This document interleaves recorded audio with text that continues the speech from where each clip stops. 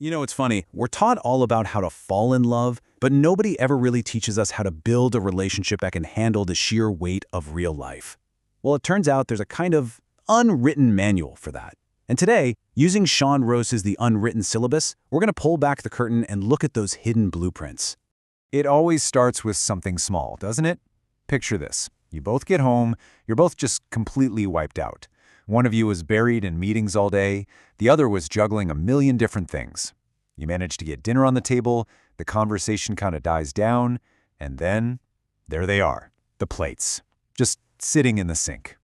And boom, that's all it takes. The fuse is lit. And suddenly, a simple argument about who's doing the dishes explodes into a huge fight about feeling unappreciated, or being criticized, or just feeling completely taken for granted. Our go-to diagnosis for moments like this is almost always the same, right? We tell ourselves we just need to communicate better. We get stuck thinking that if we can just find the perfect words, the conflict will magically disappear.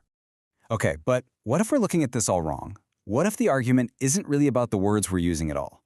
What if those unwashed dishes were just the breaking point?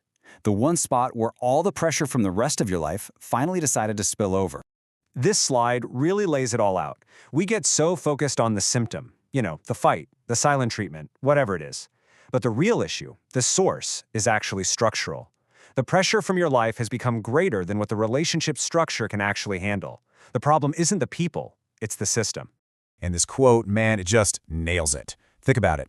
Your relationship is a load-bearing structure. When it starts to crack, we shouldn't be pointing fingers asking who's to blame or who isn't trying hard enough. We should be asking, where's the weight coming from? Is the load distributed evenly? We got to start thinking like engineers. So how do we do that? How do we start thinking like engineers about our relationships?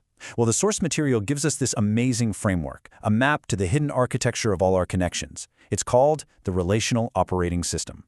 And this image of the honeycomb shows us something so important. We tend to think of our relationships as separate boxes, work, family, friends, but they're not. They're all part of one interconnected system. Stress from your job is absolutely going to spill into your home life. A fight with your family is going to affect your friendships. When one cell gets squeezed, the whole structure feels it. Now look at the very center of that honeycomb. That's the most critical cell of all, the self. Your own stability, your ability to handle pressure, that's the foundation. If that center is wobbly, every single connection around it becomes unstable. And the stuff holding it all together, that's what the book calls mortar bonds. Okay, so what is this relational mortar? It isn't love, it isn't chemistry. I mean, those things are great, but they don't hold a bridge up in a storm. Mortar is all about conduct. It's the set of consistent things you actually do that create the real bond. At the end of the day, it's not about what you feel, it's about what you do. So what is this mortar actually made of? Well, it breaks down into these 6 key ingredients. And notice, they're all actions, not feelings. Respect in how you speak to each other. Honesty, not just about feelings, but with reality. Reliability, do you do what you say you're going to do? Trustworthiness, can you be vulnerable with each other? Boundaries, to keep the pressure manageable. And effort, consistent, active effort. This is the stuff that makes a relationship last. All right, so that's the theory. It all sounds great on paper, right? But what does this really look like when a relationship gets hit with some extreme, sudden, life or death kind of pressure? Well, the book has a pretty incredible case study for that. I want you to really imagine this. A husband and wife are just at home minding their own business. And then, out of nowhere, a small airplane crashes through their roof. The impact is violent, the ceiling is collapsing, and a fire starts instantly. This isn't just stress, this is total system failure.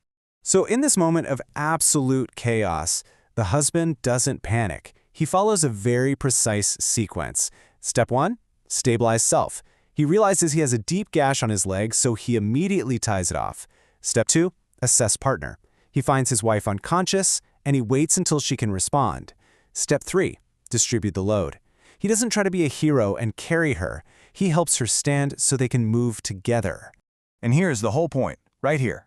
No amount of I feel statements or talking about their love languages would have gotten them out of that burning house. What saved their lives was a correct sequence of actions. It was conduct, not conversation. It was structure. And that really gets to the heart of this entire framework. We have this idea that structure is somehow cold or unromantic, that it's the opposite of passionate love. But the truth is, a solid structure is the very thing that creates a safe container for love, allowing it to actually survive when the inevitable pressures of life show up. So I guess I'll just leave you with this to chew on. What if the health and happiness of our relationships depend a little less on the fleeting feelings that come and go, and a whole lot more on the structures that we are actively and consciously building together every single day?